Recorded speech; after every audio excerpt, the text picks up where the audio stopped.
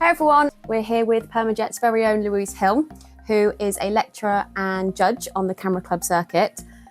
She has 16 years experience, so we thought we'd sit down with her today and discuss the key points to achieve competition-worthy prints. So question number one, what is the first thing that you look for when judging a print? The first thing really that I look for when I'm actually doing any kind of a judging is that I don't just look at the actual photograph.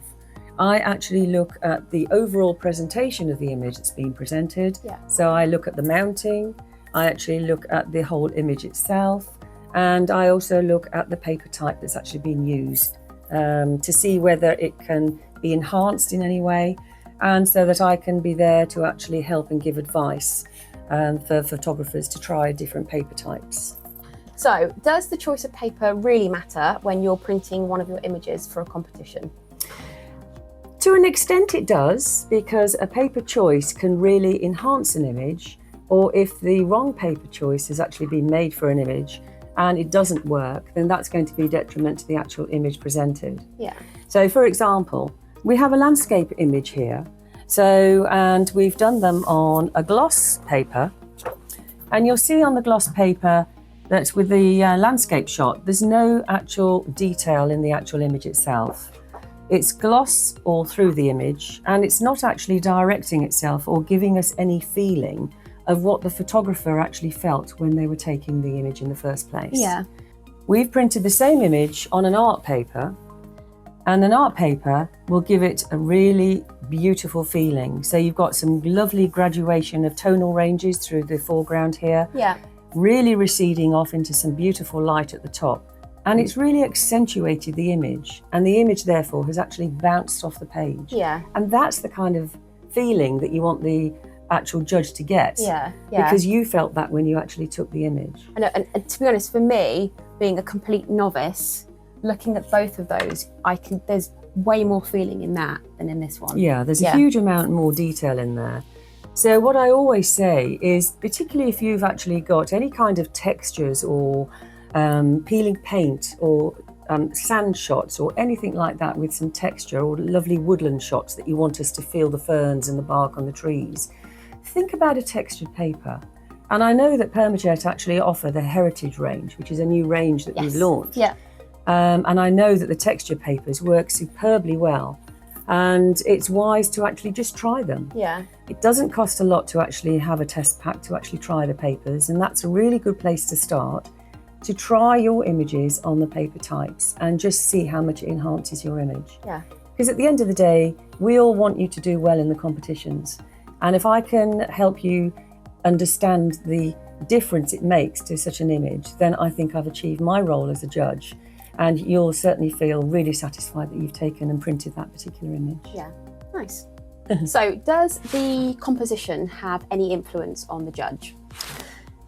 A composition for any kind of an image does have an influence on the judge, because what we want to see is an image that's actually balanced all across the range of the whole picture submitted.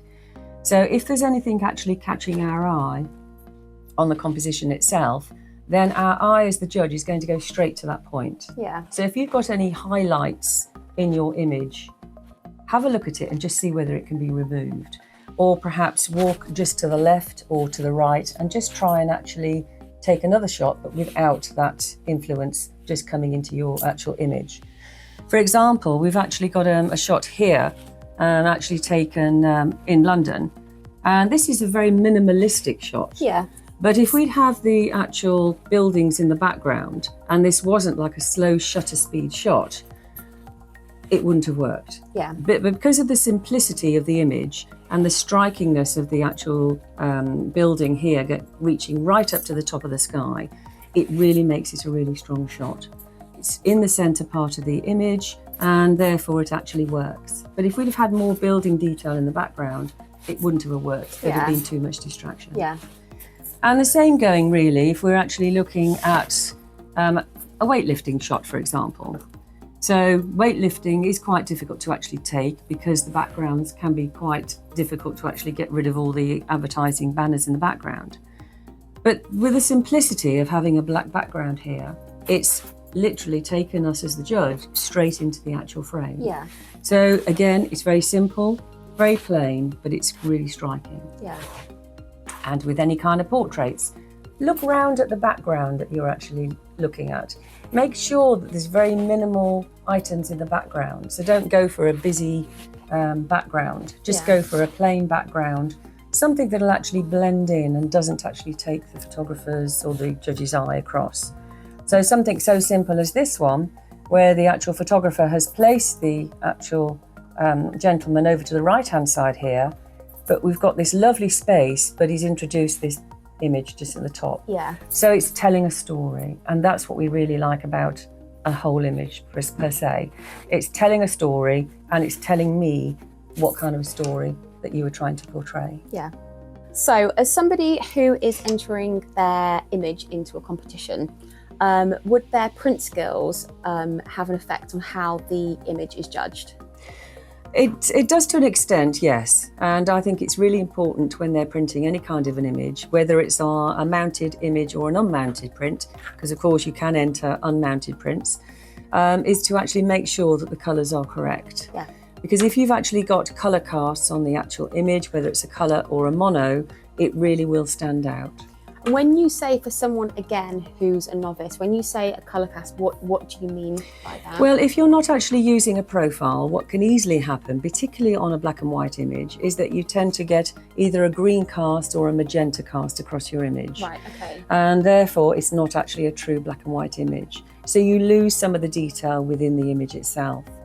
So again, the same with a colour print. You're actually going to lose some of the colour detail if you're not actually using a true profile. So it's almost like replicating exactly what you've seen in real life and have taken a shot of. That's correct. On the paper. Yeah. Okay. When you're using a coated paper, which most inkjet papers are, then it's important for your printer to actually read those colours on the paper type you're using. And therefore, once you've actually calibrated your monitor, because again, that affects your viewing, and then you assign a profile, then hopefully you'll get an all-round satisfactory print come out of it the other end. Yeah. But I do know that we have got certain assistances to help with their with their printing, which I think you're going to talk about. So so if you're a Permajet customer, which obviously we're hoping that you are, you can get your free custom or generic profile over on our website. And we have some really easy to use guides which can show you how you download and install them onto your computer. And if you do want a bit more knowledge about colour management in general, you can download Permajet's digital guide, which is, again, it's free on the Permajet website, and that's the Knowledge Volume 2. So our final question to you, Louise, is do you have any hints and tips on how you can elevate your print? Okay, yes I do, certainly, thanks Charlie. I think when you're actually composing your image, think about the size of the image in the frame. When I'm actually going around on the circuit, I see a lot of prints or a lot of images that are really being blown up too big. Yeah. So therefore, just think about it and take a step back. Think about putting a key line round your frame. And when I say a key line, I'm talking about an actual line which is actually round your print. Okay. So you've got the white space surrounding the actual image itself. Then you've got a key line round here. Yeah. And then you've actually got your white border around. Because what that actually does, it doesn't make the image in your face. So it actually invites us as the viewer into the actual image. So just like if you were actually having an image framed, a framer would actually put a key line round your frame to invite you in. And they would actually cut two different size mounts, so it actually gives you that invitation into the frame. And that's really important because it actually just helps you and breaks down the image and doesn't make it quite as big. You don't have to submit a really large image. If you're doing a still shot, for example, you might want to think about actually placing it at the top of the frame. Yeah. So whereas having an image in the center part of the actual image here, which a lot of photographers do, think about moving it a bit further up to the top. So you've got the square formatter at the top, and then you've got this nice space below. Yeah. It just again invites you into the actual image itself, and just overall it gives a really pleasing effect. Another little tip as well with regards to the actual mounting of your image and cutting the actual aperture in the actual mount board. I see quite a lot, particularly on the black coloured mounts, is that when you're actually cutting your aperture out, make sure that you've actually got a steel ruler really held firm on top of the mount board. And when you're using a Stanley knife or a sharp knife, pop it in the corner and run it continuously right to the end.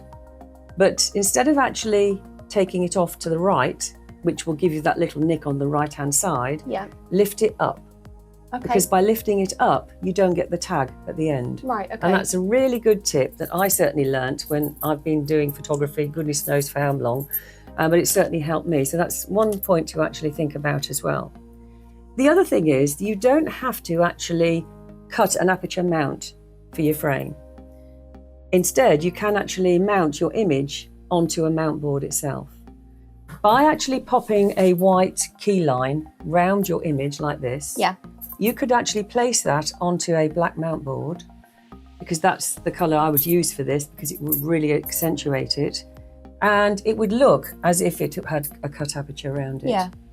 So thank you so much for that, Louise, and thank you everyone for joining us. We hope you've been able to take some useful information away.